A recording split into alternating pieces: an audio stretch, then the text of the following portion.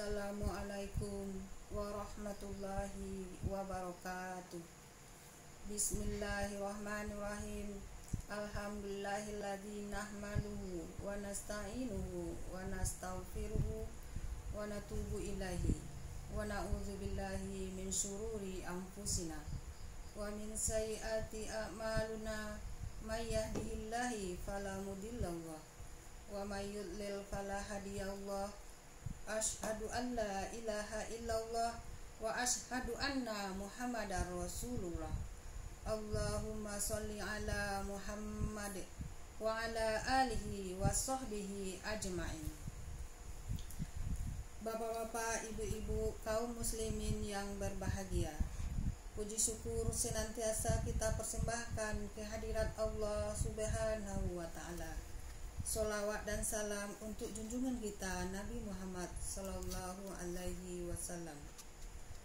Bapak-bapak, ibu-ibu di mana saja berada, tausiah singkat kita kali ini tentang virus corona dengan judul Dalil dan Dampak Virus Corona untuk Manusia Menurut Pandangan Sisi Agama.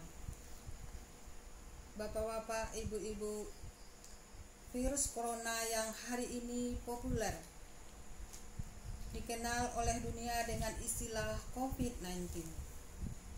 COVID-19 merupakan virus yang mematikan, membahayakan kesehatan, dan berkembang secara pesat di berbagai belahan dunia. COVID-19 telah merusak sistem daya tahan tubuh manusia melalui sistem pernafasan. Dampak corona sangat luar biasa dan dirasakan oleh banyak orang. Ribuan nyawa manusia dengan hitungan bulan telah menelan banyak korban manusia yang terpapar positif COVID-19 di banyak negara. Indonesia menurut data terakhir yang dikemukakan juru bicara penanggulangan dampak corona tertanggal 22 April 2020 telah mencapai kasus 47.000 lebih, positif 7.000 lebih, dan negatif 39.000 lebih. Data ini nampaknya bertambah terus, baik yang sembuh maupun yang meninggal. Efek kondisi ini sangat dirasakan di berbagai aspek kehidupan, mulai dari pendidikan, ekonomi, bahkan sampai masalah peribadatan. Penanggulangan meluasnya penyebaran corona dari orang ke orang, pihak pemerintah telah melakukan berbagai kebijakan dan tindakan preventif maupun kuratif. Mulai dari pemulangan ratusan warga Indonesia di Cina, mengisolasi mereka selama 14 hari di Kepulauan Natuna, Provinsi Riau. Pemulangan puluhan TKI yang bekerja di kapal pesiar Princess Jepang dan dikarantina sesuai protokol WHO selama 14 hari, penutupan dan meliburkan sementara sekolah-sekolah di berbagai daerah, pembatasan keluar rumah, cek suhu badan, pelarangan keluar masuk Indonesia.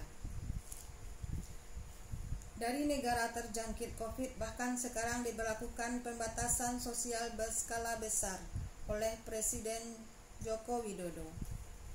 Efeknya semakin terasa oleh semua pihak, seolah-olah musibah besar yang menakutkan telah melanda dunia.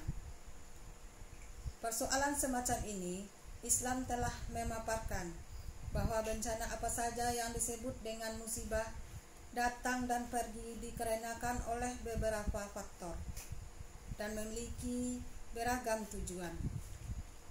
Musibah sebagai ujian, mungkin juga sebagai teguran, bahkan tidak tertutup kemungkinan karena sebagai azab dan siksaan atas kelalaian manusia. Begitu pula Al-Quran menuntun bagaimana menyikapi musibah yang seharusnya dilakukan oleh orang-orang yang beriman. Allah Subhanahu wa ta'ala berfirman, A'udzu billahi minasyaitonir rajim. Bismillahirrahmanirrahim. Fakaifa fa idza asabathum musibatun bima qaddamat aydihim summa ja'uka yahlifuna billahi in aradna illa ihsanan wa taufiqa. Artinya, maka bagaimana halnya apabila mereka orang-orang munafik ditimpa sesuatu musibah disebabkan perbuatan tangan mereka sendiri. Kemudian mereka datang kepadamu sambil bersumpah, demi Allah, kami sekali-kali tidak menghendaki selain kebaikan dan perdamaian. Ayat ini mengatakan bahwa musibah muncul diakibatkan oleh perbuatan manusia itu sendiri. Ketika musibah datang menimpa suatu kaum, semua merasakan, semua menghadapi, dan semua ikut terkena bencana. Berbagai cara dilakukan dan berbagai sikap serta pola karakter menyikapi musibah. Orang mukmin menghadapi musibah dengan sabar dan selalu mendekatkan diri kepada Allah Subhanahu wa Ta'ala. Tidak hanya menyalahkan orang lain, akan tetapi selalu melakukan perbaikan diri. Hal ini ditegaskan oleh Allah dalam Al-Quran surat Ali Imran ayat 140 dan Quran surat An-Nisa ayat 104. A'udzu billahi minasy syaithanir rajim. Bismillahirrahmanirrahim. Iyamsaskum qarhum faqad massal qauma qarhum misluhu wa tilkal ayyamu nudawiluha bainan nasi waliya'lamallahu alladhina amanu wa yattakhidha minkum syuhada'a wallahu la yuhibbuz zalimin. Bismillahirrahmanirrahim.